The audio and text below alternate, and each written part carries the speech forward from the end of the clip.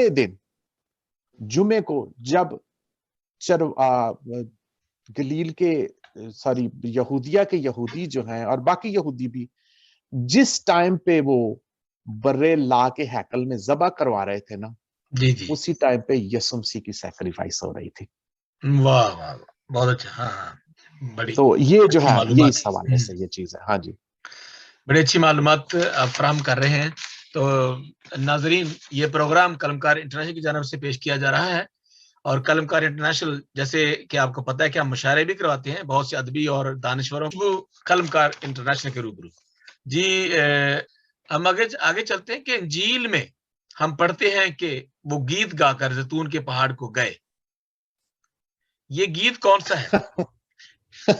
बड़ा इंटरेस्टिंग सवाल है ये। हाँ हाँ जी, ये मेरा ख्याल है, मुझे एग्जैक्टली याद नहीं, लेकिन 32-26 बाब में है। तो और वो गीत गाकर जैतून के पहाड़ को गए। असल में ये गीत जो है ना, जब वो फसा का खाना खाते थे ना, जी, तो उसमें वक्फे वक्फे से वो गाते थे। और ये जो गीत है ना, ये असल में है ग्रेट हलायल, हालेलुया से जिस तरह है उसी तरह इसको हलायल के हैं। ये जबूर 113 से लेके 118 तक जो है वो मुश्तमिल है।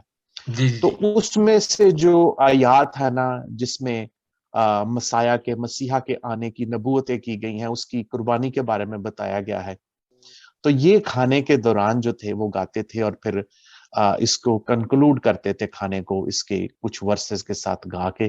तो फिर जब वो खाने के दौरान आखिरी खाने के ईद फसह खाने के बाद खाते हैं, तो उसके बाद जैतून पहाड़ को जाते हैं। तो ये मैं कहूंगा कि जबूर 113 से लेके 118 तक इसको ग्रेट हलायल कहते हैं, तो उसमें से वो गा रहे थे। वेरी नाइस, बहुत अच्छी। ये जी, आसम खन्ना साहब बहुत अच्छी मालूमात फराहम कर रहे हैं। और मैं फिर एक दफा ये कहूंगा कि मैं एक्चुअली मैं भी एक थियोलॉजी का स्टूडेंट हूं, तो मेरे लिए बड़ी बातें हैं कि हम इस तरह से भी हम सोचें।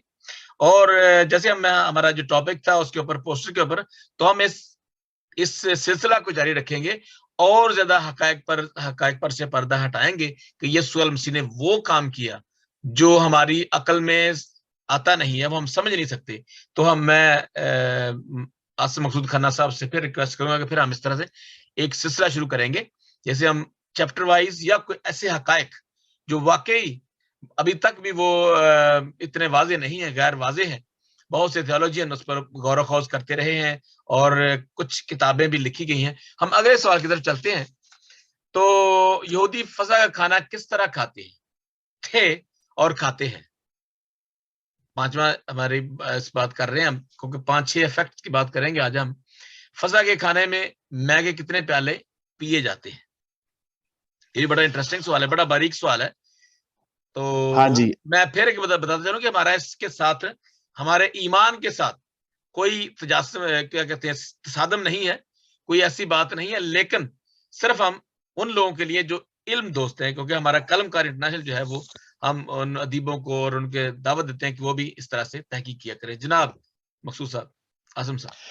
हाँ जी, ये खरूज जो है ना, खरूज जी उसके वो होने के बाद जो है 1500 साल थे यीशु मसीह तक पहुंचने तक, ये 1500 साल हो गए थे लोग ये फसा का खाना खाते थे। और खुदा ने हुक्म भी दिया था, तो यीशु मसीह ने इस हुक्म को भी पूरा किया कि उसने फसा का खाना खाया। ठीक है, अंग्रेजी में इसको कहते हैं पास ओवर मील। आ, आपने देखा होगा बहुत जगहों पे जब पुल बनते हैं तो वो कहते हैं जी पास ओवर। जी जी या मुझे याद है लाहौर में एक पुल बना था, कहते थे फ्लाई ओवर बन गया है, जी, पास ओवर, फ्लाई पास ओवर। ओवर। हाँ, तो जब वो मिस्र में गुलामी से खुदा ने इसराइलियों को निकाला, तो जब वो डिस्ट्रॉइंग एंजल पहुंचा है, तो उसने उन घरों को छोड़ दिया था जिन पर बर्रे का खून लगाया हुआ था, जिनकी घरों की चौखटों पे बर्रे का खून था। तो फरिश्ता उधर मारने की बजाय, जान लेने की बजाय, वो पास ओवर कर गया। तो इसको इसलिए पास ओवर मील जो है वो कहते हैं। अब इसको खाते ये है कि आगाज करते हैं दुआ से, और फिर मैं का पहला प्याला पीते हैं।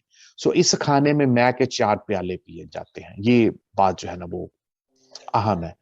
तो फिर हर प्याले के बाद जो है वो मुख्तलिफ तरह का खाना जो है वो खाया जाता है। लेकिन सबसे पहले دعا ہوتی ہے, پھر میں کا پہلا پیالہ پیا جاتا ہے, اور میں کے پیالے کے بعد جو ہے وہ بہت باقاعدہ طور سے اپنے ہاتھوں کو صاف کرتی ہیں. سرمونیل کلیننگ جو ہے ہاتھوں کی وہ ہوتی ہے, اور پھر اس کے بعد جو ہے کڑوی ترکاریاں اور وہ سارا کچھ, اور پھر آگ پہ بھنا ہوا جو لیمب ہے وہ یہودی کھاتے تھے. لیکن اب یہ چینج ہو گیا, اب یہودی لیمب نہیں کھاتے, بھی کھاتے ہیں لیکن اس کا بس ایک چھوٹا سا پیس ہوتا ہے, پورا لیمب نہیں ہوتا.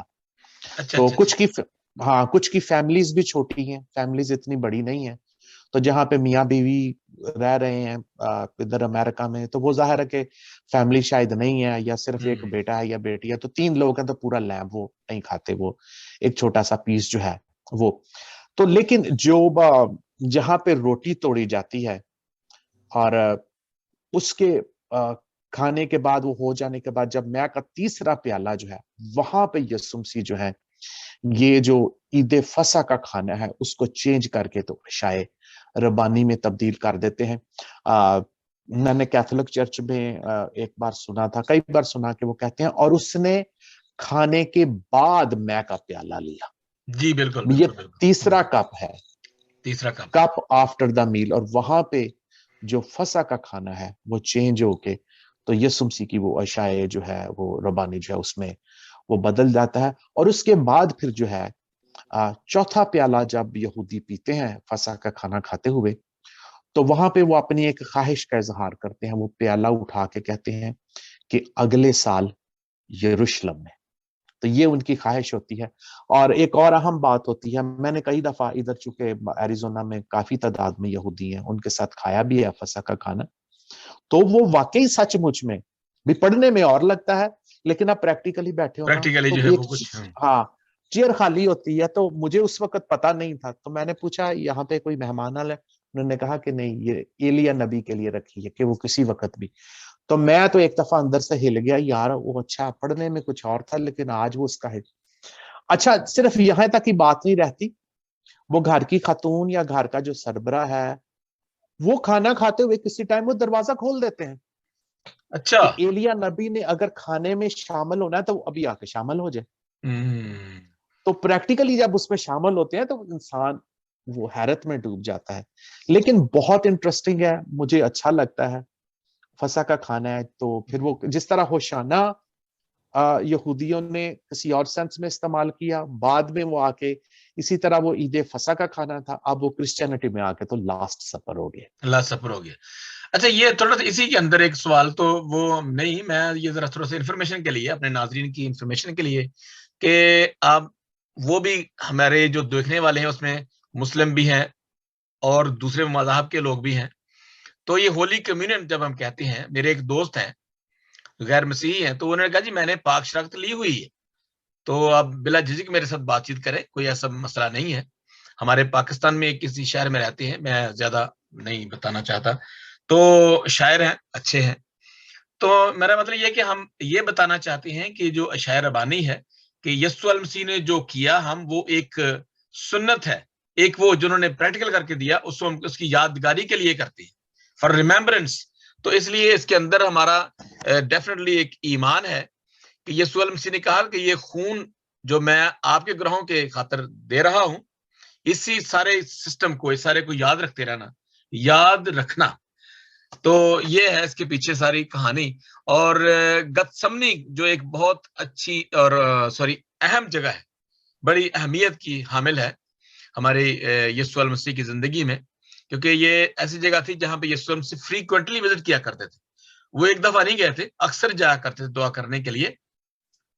تو گتسمنی کا مفہوم ذرا واضح کریں عاصم مقصود صاحب, اور اس کے بعد نجات کی تاریخ میں, کہ نجات کی تحریک میں یا نجات کی تاریخ میں گتسمنی کی کیا اہمیت ہے.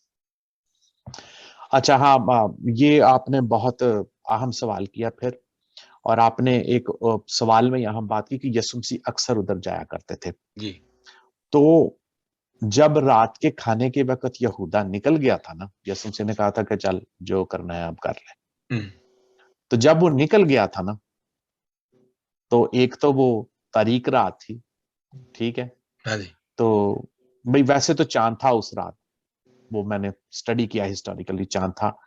लेकिन यहूदा को कैसे पता चलेगा भी हाँ भी यीशु मसीह गतसमनी में है, ठीक है। लेकिन वो यीशु मसीह अपने शागिर्दों के साथ, वो तो भलाई कमरे में खाना खाते वक्त छोड़ गया था, हाँ जी, अब उसको कैसे पता चले? क्योंकि आपने कहा कि यीशु मसीह अक्सर उधर जाया जी। करता था, तो यहूदा को पता था कि ओह अच्छा, अगर वो खाने वाले कमरे में नहीं है तो फिर पूरे पूरे चांसेस हैं कि वो उधर गत्समनी बाग में गए होंगे डेफिनेटली। गतसमनी बाग में होंगे। हाँ, तो ये जो है बहुत खूबसूरत, आपने सवाल में ही एक बहुत खूबसूरत जवाब दिया है। पहले तो ये बस, बात हाँ है। जी, हाँ जी। दूसरा ये है कि ये भी दो इब्रानी जुबान के लफ्ज हैं, गैत और शैमन। गैत प्रेस, शैमन मीन ऑयल। तो एक तो ये हो गया। दूसरी बात यह है कि यीशु मसीह कोई हादसतन जो है वो गतसमनी में मौजूद नहीं है, ठीक है। गतसमनी ऑयल प्रेस जो है उधर लगी हुई है। अब जब जैतून जो है वो प्रेशर में आता है, उस पर प्रेशर डलता है तो उसका तेल बाहर निकल आता है। इधर यीशु मसीह के ऊपर प्रेशर है गुनाहों का और उनका ब्लड। बहुत सारे लोग ना इसको चीज को समझते नहीं, इसकी बारीकी को। अच्छा जी, यीशु मसीह के ऊपर गुनाहों का बोझ पड़ा, कहानी खत्म। नहीं, वो कॉन्स्टेंटली दबाए जा रहा था। अंग्रेजी में उन्होंने लफ्ज यूज किया है कि इट विल नॉट रिलेंट, कि वो रुकता नहीं था, वो दबाए जा रहा है और इतना ज्यादा दबाए जा रहा है कि यीशु मसीह बार बार जो है वो आगे पीछे शागिर्दों के पास जा रहे हैं, अच्छा मेरे लिए साथ थोड़ी देर जागो, ठीक है। कि अच्छा, यहाँ पे मैं एक और बात बता दूं, ये यीशु मसीह की यहाँ पे कोई वीकनेस या डर या खौफ नहीं है। लोग इसको कहते हैं, जो कि ठीक नहीं है। बात ये है कि इधर एक मासूम बर्रा है जिसके ऊपर प्रैक्टिकली गुनाह जो है ना, गुनाह, जिस बंदे को गुनाह जो है ना वो प्रैक्टिकली कभी छुआ नहीं है, उसके ऊपर ये गुनाह जो है ना उसको टच कर रहे हैं मेरे आपके। और दूसरा यह है कि इन गुनाहों ने एक कंफ्यूजन पैदा किया है, और कंफ्यूजन इसलिए है कि वो निजात दहिंदा सबका है। जिसने, जो कत्ल हुआ है ना, उसकी पेन भी उठा रहा है, उसके माँ बाप की, बहन भाइयों की वो धाड़ें आहोजारे भी उठा रहा है, ठीक है। लेकिन यहाँ पे जो कंफ्यूजन पैदा होता है, वो कत्ल होने वाला का तो निजात दहिंदा है, उसके रिश्तेदारों की आहें भी सुन रहा है, लेकिन वो निजात दहिंदा कातिल का भी है, कातिल का भी, बिल्कुल सही बात। दोनों को सेव कर रहा है, रेप होने वाले को भी और रेप करने वाले को भी, जिसकी चोरी हुई है उसको भी, जिस वो निजात दहिंदा तो सबका, वो तो उनका भी है जो उसको मानते ही नहीं है सिरे से। फ्री गिफ्ट उसने उनको भी दे दिया कि हाँ भी ठीक है, तुम्हारी बॉडी ने जिंदा होना है क्योंकि मैंने मौत पे फतह पा दी। फ्री गिफ्ट है ईस्टर जो है ना, ये फ्री गिफ्ट मिला है। बंदा उस पे ईमान रखे ना रखे, उसने मौत पे फतह पा के चीजों को रिवर्स कर दिया कि हाँ भी हर बंदा, हर चीज एक दफा नई फॉर्म में आएगी। बिल्कुल सही बात, हाँ जी, ठीक है।